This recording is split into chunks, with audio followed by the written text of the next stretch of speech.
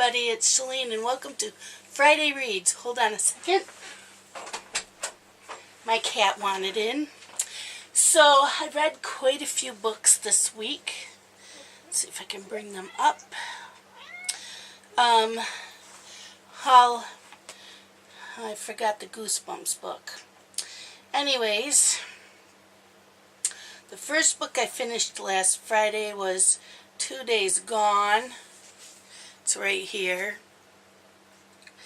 By Randall Silvas. I gave this a 4-star and I got it through NetGalley. It was a great mystery. It's about a professor. He's loved by everyone and he's accused of murdering his whole family. So he goes on the run because he's scared and he's trying to find out who did it. The cop that's on the case has been friends with him for a while and he's having a really hard time believing that the professor would do that.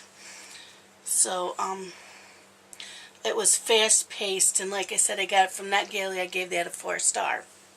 And then the next book, which I absolutely loved, was Lisa Scottoline, and the book was Damaged. I gave that 5 stars, and that's from NetGalley. And it's the 4th book of one of her series.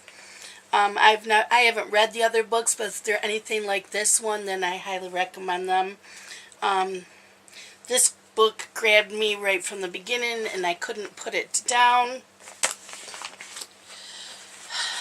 Pearl. The writing and the storyline was great. Mary's a partner in a law firm and she's hired from a grandfather to defend his 10-year-old grandson. His grandson has dyslexia, and is being bullied at school, and the school is not meeting the requirements for him to get help. And then one of the student aides abuses him, teacher's aide, and Mary steps in and she ends up falling for the boy. Go on. So I think I want to read the rest of the series. And then I read A Ghost of a Romance by Alexis Ashton, and that's this book here. And I gave this 3 stars. It was a short read, only 25 pages. Lee was getting away. His girlfriend cheated on him and his father died. And Lee is a writer and he goes to a house that is supposedly haunted. And Lee finds the beautiful ghost and they have a thing for each other. She'd been killed there years earlier. There's romance and quite a bit of eroticism. So I liked it. I gave it 3 stars. And then I read Mile 81 by Stephen King. I gave this 3 stars. This is a quick read. It's only 54 pages. At Mile 81 on the main turnpike is a boarded up rest stop. It's a place where kids hang out and party. Pete Simmons is a 10-year-old boy whose brother is hanging out with his friends and said that he couldn't hang out with them. So he goes to the place with a magnifier and a half a bottle of vodka. And he drinks enough to pass out. While he's passed out, an old dusty, muddy car pulls up. And then after that, another car pulls up with a couple in it. And then another car pulls up, a truck that a woman is trailing. She has a horse trailer on the back of it, and then a family of 4 pulls up next to her. Meanwhile, the 10-year-old wakes up and he sees the cars and the trooper's car and only 2 children. Where did everybody else go? I thought it was really good. And then the next book that I read was Mistress Killer. It's this one here. The True Story of Tanya Herman by Linda Carlisle. I only gave this 2 stars. It was a quick read, only had 13 pages, but there was a lot of discrepancies in the book with dates, and it would say that she was born in 1995, but then it would tell you something that happened to her in the 80s, and it's like, wait a minute, something just doesn't jive there. So someone did not do any editing right when they did the book, but Tanya was a single mom looking for a soulmate online, and she meets a guy named Joe, and he's already married, but she doesn't know it at first, and then they plot to kill his wife. And then I read, and I don't have the book with me, Haunted Mask by R.L. Stine. It's a Goosebumps book. I gave that a 4-star. And I read that with Richard from Books and Bullshit, and then I read the TV, or watched the TV show. This is my favorite Goosebumps book. I remember reading it when my son was in middle grade, and we watched the TV show, and Carly Beth is scared of everything. She gets picked on by 2 boys in school all the time. They're constantly scaring her. So she decides to pay them back this coming Halloween, and she goes to a store and she buys a scary mask. And she goes out and she scares kids with it. And when she gets home, she can't get the mask off. So I really liked that one. And then I read a book from Nat Galley called Rockabilly Hell by William W. Johnstone. I gave it,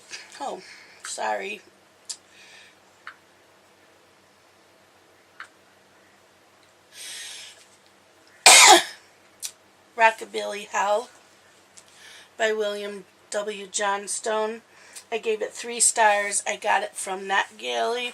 I really liked the book and the storyline, but I only gave it 3 stars because it has rape in it and with children. And I had a really hard time with it. Otherwise, I probably would have given it a 4-star. It's on a main route. For 40 years, 500 people have been killed or disappeared. And a deputy and a reporter stumble upon something chilling and get involved into solving the mystery, because the reporter's brother is one of them that had been killed. There's ghosts and bad millionaires, politicians, and cops. I liked the book. Like I said, I would have given it a 4-star, but I don't feel that they had to have rape in there with children. I don't like it with women either, but children is... no, I had a problem with that. So right now I am currently reading Sandman by William W. Johnstone. And this is also from Nat Galley. And this has to do with, I think he's 10 years old. Him and his parents went to another country on vacation. And come to find out he's the devil's son. And he meets up with 2 people that have been murdered, and they are called Sand People, and they go back with him to his home, and he's turned evil. He's just evil. They said he was evil from when he was a little kid, and he's still evil. So I'm like 60% through it, and I'm enjoying that. And then this weekend I'm doing a Dewey 24-hour readathon through Goodreads and Facebook. So starting tomorrow morning at 8 a.m. through Sunday morning 7:55 a.m. we read as much as possible. So I stocked up on pop, which I don't normally drink much. I don't have pop hardly at all, but I wanted the caffeine besides tea and coffee all weekend. And I bought yogurt and trail mix just to try to keep me awake. And so if I don't finish Sandman tonight, I'll read that tomorrow. And then I want to read Halloween Magic and Mayhem by Stella Wilkin, which is that book there. And if time, I want to read Vampire Affliction by Eva Poehler. And if I still have time, And Then She Was Gone by Christopher Grayson. So that's what I plan on reading for the next 24 hours when I start that. And then next week, whatever I haven't finished there, I'll finish during the week. And then I also want to read The Witches of Darkroot by April Ashime. And that's there. And I have Don't Look Back by Jennifer L. Armentrout that I want to read, but I can't find it on the Kindle, so it must be on the Nook app. So I want to read that. And then I have this book called The Halloween House by David R. Smith. He lives about 30 minutes from me. This is a middle grade book. And I bought it at a local craft show that was going on over the summer. And he signed it.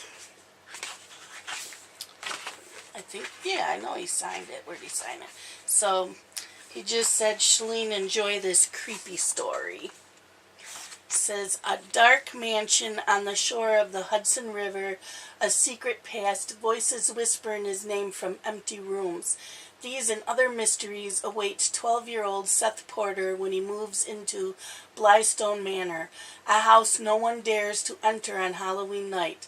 Suddenly, Seth knows what it means to be afraid and what he has to do to face his fear. Will he discover what haunts the mansion the locals call the Halloween house? Or will he end up trapped there for eternity like the ghosts that wander the halls at night? So this sounded really good. It says that this is his third novel for curious young souls. And I liked the cover. So I thought, it's great. Halloween's next weekend, so I'll read that. And it's a cold, rainy weekend, so I plan just on wearing my loungewear for the weekend and reading all day tomorrow. And then Sunday I'll be cross-stitching all day and catching up on some movies or TV shows. So, what are you reading? Are any of you doing this Dewey 24-hour readathon? And if so, what are you reading for it? And do you have snacks ready? And I'm sure I'll have company with the cats. At least this one and Ruby, because they're always on me. And sometimes Molly. And if I'm in here in my reading room, Rascal likes to curl up on this chair with me. He loves this recliner. So, and they're only allowed in here when I'm in here. Otherwise, the door's closed. Because this one here climbs my bookshelves and knocks them all on the floor. And I have a TV over here, and she would end up breaking it. So, when I'm not in here, they can't be in here. And I've had a cold all week. So, I have a scratchy throat and a lot of nasal stuff going on, dripping, which makes me nauseous sometimes, so I didn't plan on going anywhere, just doing the 24-hour marathon, and probably will have to take a couple cat naps in between some books. But that's what I plan on doing, so I will see you all next Friday for Friday Reads. Have a good weekend.